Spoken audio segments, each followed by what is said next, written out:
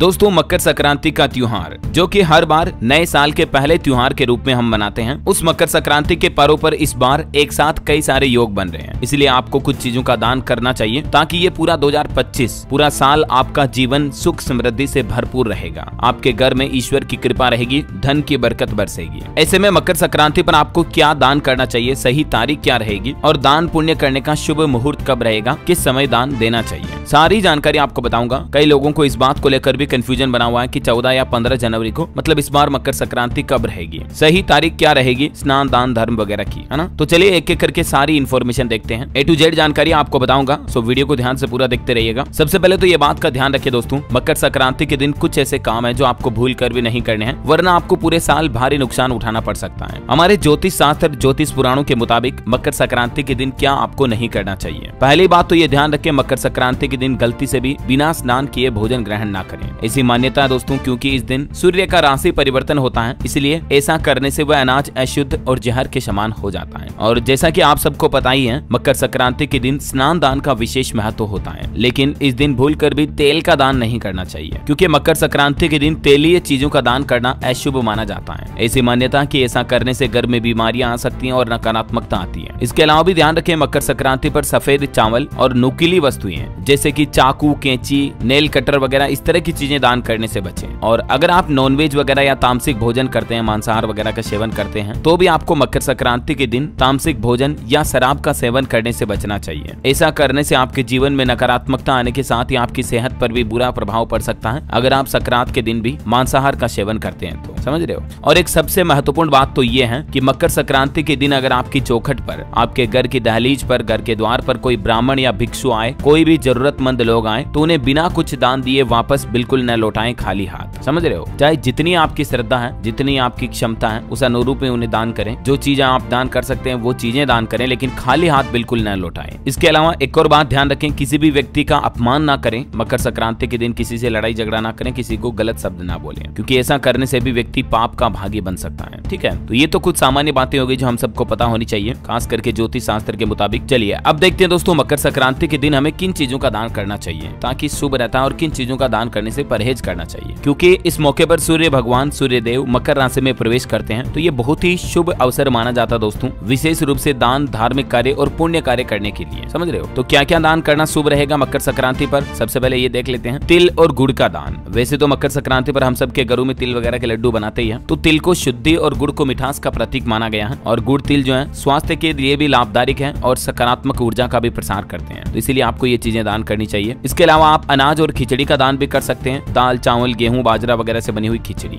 या फिर आप जरूरतमंद लोगों को कपड़े और कंबल वगैरह भी दान कर सकते हैं, क्योंकि अभी ठंड के मौसम में ये मकर संक्रांति का त्योहार आता है, तो आप ऊनी कपड़े जरूरतमंद लोगों के लिए गर्म वस्त्र दान करेंगे तो ये बहुत ही पुण्यकारी होगा। ये न केवल दूसरों को ठंड से गर्माहट देगा, बल्कि आपकी आत्मा को भी संतोष मिलेगा। इसके अलावा अगर आप धातु की चीजें, बर्तन वगैरह दान करते हो, तो आप तांबे, पीतल, चांदी या सोने के बर्तन दान कर सकते हैं, ये भी शुभ माना जाता है। इससे भी हमारे घर में समृद्धि आती है, सकारात्मक ऊर्जा को बढ़ावा मिलता है। और एक सबसे बड़ा दान गोदान माना गया दोस्तों, गाय का दान। हिंदू धर्म में गाय का दान सर्वोच्च पुण्य कर्म माना गया है, तो आप अपने किसी जरूरतमंद लोगों को, पड़ोसियों को या जान पहचान वालों को, अगर आपके एक्स्ट्रा गाय है, गौ माता की आप सेवा करते हैं, तो उन्हें भी दान कर सकते हैं। ठीक है ना। गाय को दान न कर सके तो गौशाला में आप चारा या धन का योगदान भी कर सकते हैं, ये भी उतना ही लाभकारी माना जाता है। मतलब गायों को चारा डालना चाहिए आपको, चाहे आपके गाँव में, शहर में ऐसा कोई स्थान है जहाँ पर मतलब जो खुली गायें होती है ना, बिना धनी दोरी वाली, तो गाँव में अलग अलग जगह लोकेशन होती है जहाँ पर एक साथ इस तरह की गायें इकट्ठी रहती है ना, तो वहाँ पर आप चारा दान करें, ये बहुत ही लाभकारी माना जाता है। और अब देखिए मकर संक्रांति पर क्या चीजें दान न करें, ये बहुत ही महत्वपूर्ण है, क्योंकि गलत वस्तुओं का दान करना आपको पुण्य की बजाय और उल्टा अशुभ परिणाम दे सकता है। तो सबसे पहले ध्यान रखें, अगर आपकी कोई टूटी फूटी वस्तुएं हैं, जैसे बर्तन टूट गया, कांच के ग्लास टूट गया, ऐसा कुछ आपको लगता है कि कपड़े फट गए, या चाहे नए हो पुराने हो, ऐसी चीजें कभी दान ना करें, ये अशुद्धता का प्रतीक मानी जाती है। इसके अलावा जो पुराने और बेकार पड़े सामान है, जो मतलब अपने काम में नहीं आ रहे तो दूसरों को दान कर दें, ऐसी चीजें भी दान ना करें। ठीक है ना। जितना हो सके हमेशा साफ सुथरी और उपयोगी वस्तुएं ही दें। बाकी तामसिक भोजन किसी को दान ना करें, मांस, मदिरा, तामसिक भोजन इस तरह की चीजें भी दान करना अशुभ माना जाता है। और दोस्तों जहां तक हो सके, मैंने आपको बताया था ना, सफेद चावल या सफेद कपड़े वगैरह ये दान ना करें, क्योंकि ऐसा माना जाता है दोस्तों की जो सफेद चीजें जो होती है ना, वो चंद्रमा से जुड़ी हुई होती हैं, तो सूर्य की ऊर्जा से उनका मेल नहीं बैठता है, क्योंकि मकर संक्रांति तो सूर्य का पर्व है, तो इसीलिए सफेद चीजें आप दान ना करें। और काले रंग की वस्तुएं भी कभी दान ना करें, क्योंकि काले कपड़े या काली वस्तुएं दान करना अभी इस शुभ मौके पर नकारात्मक सकारात्मकता का प्रतीक मानी जाती है। और लोहे से बनी कोई वस्तुएं दान करने से भी बचें, इसके बजाय आप तांबे, पीतल या स्टील वगैरह के बर्तन दान कर सकते हैं। ठीक है दोस्तों, मकर संक्रांति सिर्फ एक त्योहार ही नहीं बल्कि ये दान, धर्म और आभार व्यक्त करने का भी दिन है। इसलिए इस त्योहार की महत्वता को समझें और उसी हिसाब से इसे मनाएं। खेलों वगैरह का विशेष महत्व होता है मकर संक्रांति पर। पतंगबाजी वगैरह करते हैं, पतंग उड़ाते हैं हम सभी। तो पतंग उड़ाते समय इस बात का जरूर ध्यान रखें आप चाइनीज मांझे का इस्तेमाल ना करें। देखिए, आप मकर संक्रांति से पहले गुजरात हाईकोर्ट ने तो एक बड़ा फैसला लिया और जो चाइनीज डोर आती है ना पतंग उड़ाने की, उस चाइनीज मांझे पर ही बैन लगा दिया। होता है दोस्तों की चाइनीज मांझे की वजह से मतलब कई लोगों की जान चली जाती है। अक्सर इस तरह की एक्सीडेंटल घटनाएं भी देखने को मिलती हैं, तो ये बात का जरूर ध्यान रखें आप। और बाकी और मकर संक्रांति पर क्या करना है क्या नहीं करना है, दान धर्म के पर्सपेक्टिव से तो मैंने आपको बता ही दिया कि क्या क्या दान करना चाहिए क्या नहीं करना चाहिए। अब कुछ ये जानकारी देखिए आपके मकर संक्रांति पर क्या करें। तो अगर आपके आसपास कहीं नदी, झील, तालाब वगैरह है तो इस दिन आपको उसमें जरूर स्नान करना चाहिए। यदि आप नदी में स्नान नहीं कर सकते हैं तो घर में ही गंगा जल या शुद्ध पानी से स्नान करें और उसमें थोड़ा तिल डाल दें। ठीक है।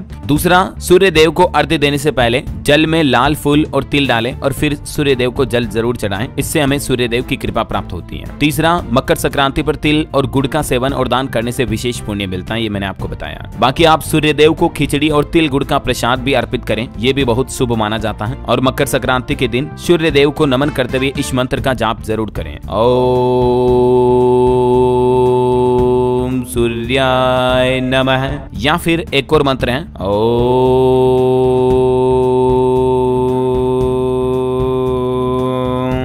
नमो भगवते सूर्याय।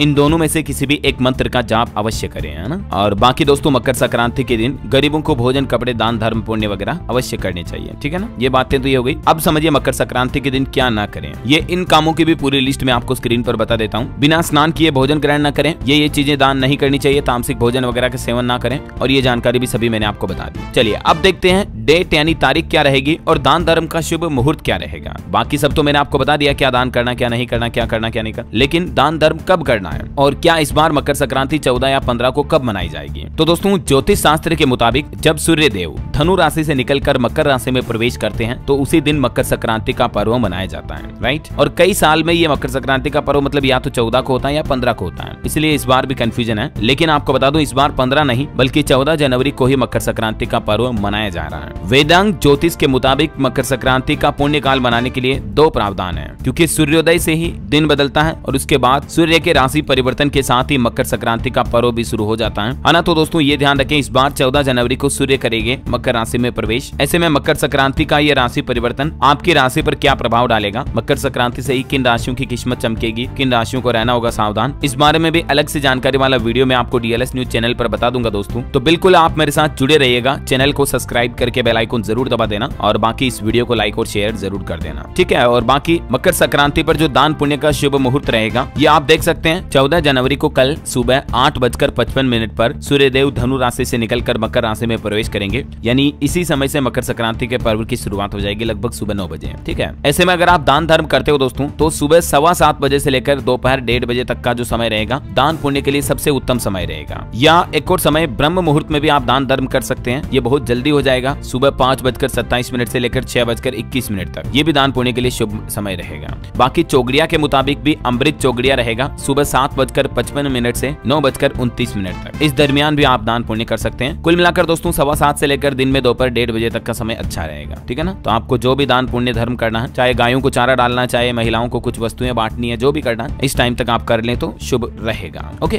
तो ये मकर संक्रांति से जुड़ी A to Z इन्फॉर्मेशन जानकारियां मैंने आपको बता दी दोस्तों। और बाकी 12 ही राशियों पर जो प्रभाव पड़ेगा मकर संक्रांति के बाद, इसका अलग से वीडियो मैं डाल दूंगा DLS न्यूज चैनल पर, जैसा कि मैंने आपको बता ही दिया। ओके, ख्याल रखिएगा अपने आप का, अपने परिवार का। मिलेंगे अगले नेक्स्ट अपडेट में। आप सभी को ढेर सारी हार्दिक शुभकामनाएं, बधाई मकर संक्रांति के त्योहार की। धन्यवाद दोस्तों।